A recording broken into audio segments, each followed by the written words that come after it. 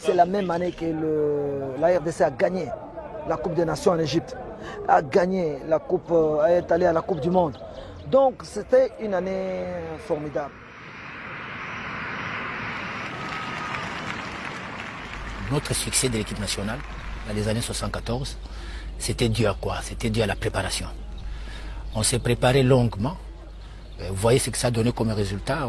Après la Coupe d'Afrique des Nations de football, on est sorti champion d'Afrique, médaille d'or. À leur arrivée à l'aéroport de Kinshasa, les léopards sont accueillis par une foule en liesse. Les Zaïrois, privés de tout modèle fédérateur pendant l'époque coloniale, ont enfin des héros auxquels ils peuvent s'identifier. Donc cette année-là, nous étions gâtés. On était champion d'Afrique et on est allé représenter l'Afrique à la Coupe du Monde. Quoi sans une grande motivation, mais ils ne pouvaient pas avoir l'illusion aussi de se dire nous allons à la Coupe du Monde pour gagner, non. Parce qu'au départ, ils se disent, ah, il y a le Brésil, bon, il y a l'Allemagne. Les gens avaient tellement peur de ces équipes-là. Bon, ils ont dit, non, écoute, on va y aller, on va jouer. Mais je crois on leur avait demandé de ne pas être ridicule. Probablement inquiètes, les autorités zaïroises envoient en Allemagne une sélection plutôt insolite. Sur décision des autorités, on a sélectionné tous les féticheurs de province. Les meilleurs féticheurs sont arrivés à Kinshasa. Ils étaient dans l'avion, ils sont partis en Allemagne. Je les ai vus arriver avec des types qui trimballaient toutes sortes de choses. Des sacs, des herbes, des tas de trucs qui dégageaient des parfums bizarres. Ils leur disaient « Tiens, mange ça !» ou encore « Va au cimetière et fais telle ou telle chose. Rapporte-moi un os humain. » N'importe quoi. Porteurs des espoirs de l'Afrique et des ambitions de leur président, les Zaïrois abordent leur premier match contre l'Écosse avec la ferme intention de ne pas se laisser ridiculiser.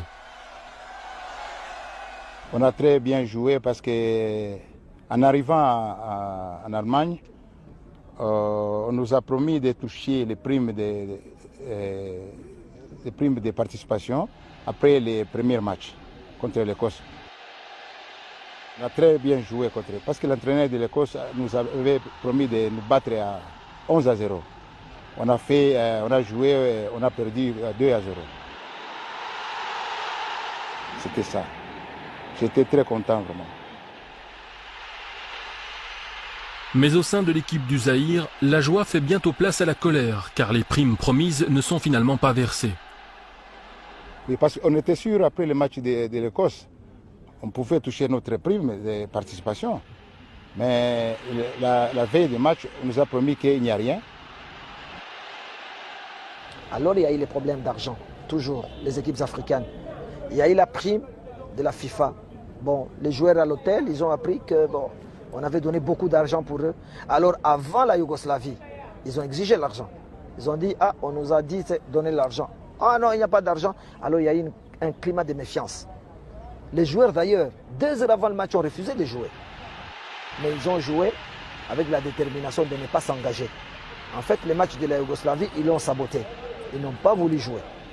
Et ils l'ont perdu. Certains commentateurs verront dans la prestation du Zaïre ce jour-là le signe de l'immaturité du football africain, alors qu'en fait, les joueurs avaient tout simplement décidé de se mettre en grève. On ne voulait pas jouer. Si vous voyez les films, on ne voulait pas jouer. On marchait sur le terrain. C'était clair. Il faut visionner bien les films. C'était clair. Le Zaïre perdit 9-0. Ce fut l'une des défaites les plus cuisantes de l'histoire du tournoi. La réception des joueurs à leur retour était aux antipodes de l'accueil qu'ils avaient reçu après leur victoire en Coupe des Nations. On avait tout mis en moule. Tout était oublié. Tout était tombé après la Coupe du Monde. On était tous tombés. Et je vais vous dire quelque chose. Nous sommes revenus de la Coupe du Monde. On n'a même pas trouvé l'accueil. Au retour, on n'a pas trouvé l'accueil. Personne à l'aéroport.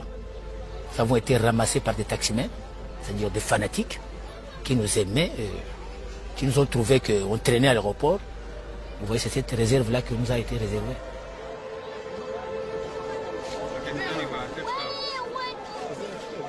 On devait même les féliciter, mais ils sont rentrés avec des problèmes, pratiquement mis à l'écart, sous décision du gouvernement. À quoi bon ça donne au football? Certains sont rentrés dans les marchés, ils sont devenus des commerçants. Ils ont commencé à vendre des cacahuètes. On pouvait peut-être après la Coupe du Monde aller évoluer en Europe, avoir des contrats dans des équipes européennes. Ça n'a pas été. Nous sommes revenus au pays. On était abandonnés. C'est la FIFA que nous on tenait beaucoup. Parce qu'on savait bien qu'après la Coupe du Monde, un joueur qui a joué la Coupe du Monde doit être quand même quelque part riche. Même pas riche, mais noble.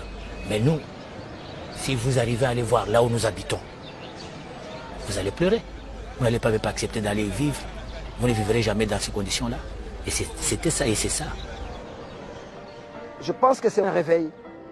Le Cameroun, s'il avait commencé aussi pour la première fois, certainement qu'il aurait eu des problèmes. Je pense qu'il faut qu'on pardonne quand même la RDC. Mais c'était une équipe sans expérience internationale, sans le niveau international, qui est tombée dans la cour de grands. Mais nous étions les premiers, nous étions les sacrifiés, mais nous avons ouvert la voie pour le continent africain, je crois.